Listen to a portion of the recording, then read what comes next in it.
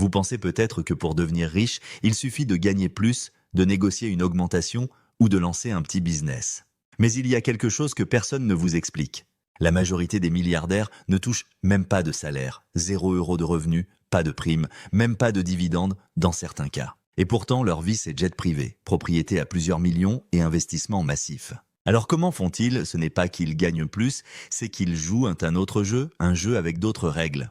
Un jeu auquel personne n'a pensé à vous inviter, et ce jeu tient en 3 mots. Acheter, emprunter, mourir, 3 étapes parfaitement légales qui leur permettent d'utiliser leur fortune sans jamais payer d'impôts.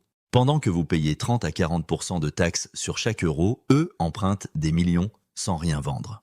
Ils vivent comme des rois et transmettent tout à leurs enfants sans que le fisc n'y touche. Vous jouez peut-être au Monopoly, eux ils ont le plateau du jeu en garantie chez la banque. N'oubliez pas de vous abonner et d'activer la cloche pour ne manquer aucune de nos révélations sur les secrets financiers des ultra-riches.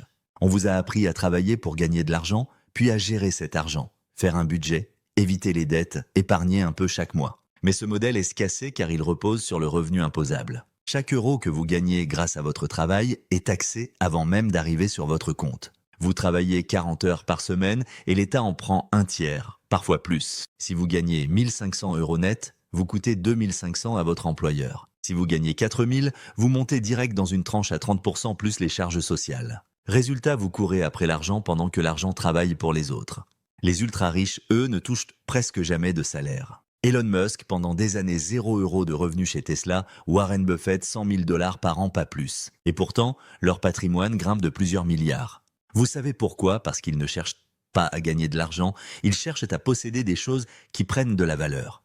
Et ça, c'est un détail qui change tout, car tant que vous ne vendez pas ce que vous possédez, vous ne payez pas d'impôts. C'est ce qu'on appelle des plus-values latentes. Vous avez un appartement qui prend de la valeur, tant que vous ne le vendez pas, personne ne vous demande rien. Vous avez un portefeuille d'actions qui explose, pareil.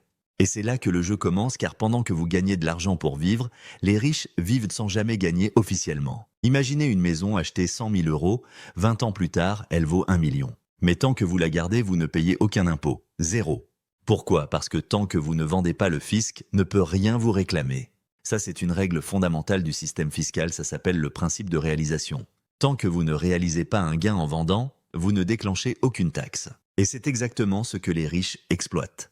Leur fortune, elle n'est pas sur un compte en banque. Elle est dans des actifs, actions, immobilier, entreprises privées, terres agricoles, œuvres d'art, brevets. Des choses qui prennent de la valeur sans générer de revenus imposables. Vous avez un portefeuille d'actions à 1 million, il monte à 5 millions, pas d'impôt. Vous êtes plus riche, oui, mais uniquement sur le papier. Et c'est justement ce papier qui devient leur meilleure arme. En ne vendant jamais, vous ne montrez jamais de revenus. Vous échappez à l'impôt sur le revenu, aux charges sociales, aux cotisations. Et vous laissez votre patrimoine grossir en silence. La stratégie est simple. Acheter des actifs de qualité, les garder très longtemps et surtout ne jamais vendre.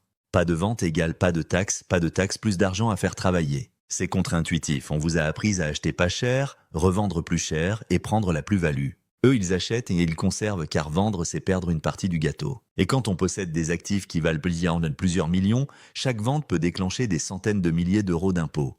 Alors à votre avis, pourquoi vendre? Vous vous demandez sûrement, s'ils ne vendent rien, mais alors comment ils vivent? D'où vient l'argent pour les voitures, les villas, les vacances? Réponse simple, le crédit, mais pas le crédit que vous connaissez. Vous, quand vous voulez emprunter, il faut justifier votre salaire, votre CDI, votre taux d'endettement. Et même là, vous avez droit à un prêt à 5-6, parfois 7% d'intérêt. Et vous remboursez avec de l'argent déjà taxé. Eux, ils vont voir une banque privée et ils disent « J'ai 100 millions d'euros en actions, je veux emprunter 50 millions mais je ne veux rien vendre. » Et vous savez ce que la banque répond? « Parfait, on vous prépare une ligne de crédit. Taux d'intérêt ultra faible 2%, aucune vente, donc aucun impôt. Et mieux encore, dans certains cas, les intérêts sont déductibles. Donc au lieu de sortir de l'argent, ils réduisent même leur fiscalité en empruntant. Ça paraît fou mais c'est légal. Vous possédez un actif qui prend de la valeur, vous vous en servez comme garantie et vous récupérez du cash sans rien vendre. Exemple concret, vous avez 100 millions en immobilier, vous demandez un prêt de 60 millions.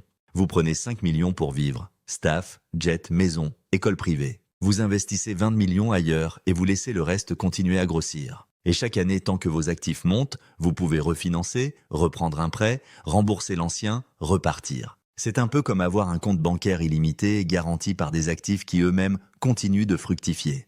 Alors que vous payez des intérêts sur une voiture qui perd de la valeur, eux ils empruntent sur des actifs qui montent. Et le plus dingue, leur crédit ne coûte presque rien car ils ne sont pas considérés comme des emprunteurs. Ils sont considérés comme des partenaires. Vous avez compris la logique. Ils achètent, ils empruntent, mais tôt ou tard, la mort arrive. Et là vous vous dites, le fisc va bien récupérer sa part un jour sur toute cette fortune, ses plus-values, ses dettes. Eh bien non, pas si c'est bien préparé. C'est là qu'intervient le mécanisme que personne n'explique au lycée, mais que toutes les familles fortunées utilisent. Le step-up in basis. Imaginez un grand-père achète 1 million d'euros d'actions Apple dans les années 90. En 2025, ces actions valent 100 millions. S'il vendait, il paierait un impôt énorme sur les 9 millions de plus-value. Mais s'il ne vend jamais et qu'il meurt dans les possédants, la base fiscale est réinitialisée. Ça veut dire quoi? Que les héritiers ne reçoivent pas un actif acheté 1 million. Ils reçoivent un actif valorisé 100 millions et considéré comme acheté 100 millions. Résultat, s'ils revendent, juste après, l'impôt à payer est zéro. Aucune plus-value, aucun redressement. Et cette astuce s'applique aussi à l'immobilier, aux entreprises, à l'art, aux terres agricoles. Mais attendez, on n'a pas encore parlé des dettes, car oui, toutes ces années, le riche a emprunté parfois des dizaines de millions. Alors qui rembourse? L'assurance vie. Pas une assurance vie classique, une grosse assurance logée dans un trust, un mécanisme légal ultra optimisé, qui verse automatiquement ce qu'il faut pour rembourser les crédits à la mort. Résultat, les enfants héritent d'actifs nets, zéro dette, zéro impôt, et la boucle est bouclée.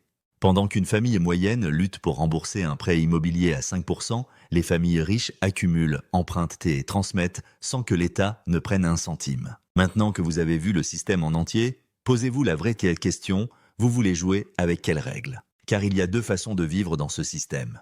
Soit vous travaillez pour de l'argent et vous vous faites ponctionner à chaque étape. Soit vous possédez des choses et vous laissez le système travailler pour vous. La majorité gagne de l'argent, le dépense puis cherche à en sauver un peu. Mais ceux qui construisent une vraie liberté financière, eux ils pensent comme des investisseurs, pas comme des salariés. Et ça commence par un changement de logique. Vous n'avez pas besoin d'être millionnaire pour appliquer ces principes. Vous pouvez commencer petit, acheter un actif qui prend de la valeur, ne pas le revendre à la première occasion.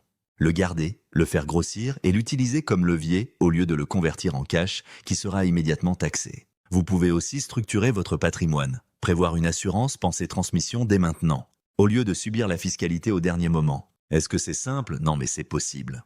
Et plus vous comprenez les règles, plus vous pouvez les utiliser à votre avantage. Alors voilà, vous voulez continuer à jouer au Monopoly avec les billets roses et bleus.